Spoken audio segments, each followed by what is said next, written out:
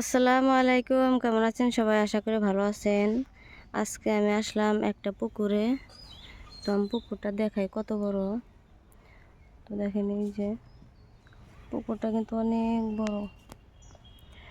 এই পুকুরটা শেষ করা হয়েছে, ওই যে ওইখানে আরো এক বানানো হয়েছে। আর এখানে অনেক মানুষ ঘাস কাটতেছে, অনেক ঘাস। তো এই পুকুরে আমি আসছিলাম কিন্তু আমি ভিডিও দিই নাই, তো আজকে আমি ভিডিও দিতেছি।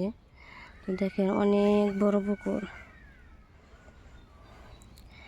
এখানে আরো মাটি কাটে আরো গভীর করবো, সেই জন্য সেচ করছে।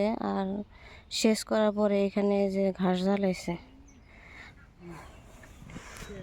এখানে মানুষ থাকে মানে পাহারা দেওয়ার জন্য। এই পুকুর অনেক মাছ ছাড়ে।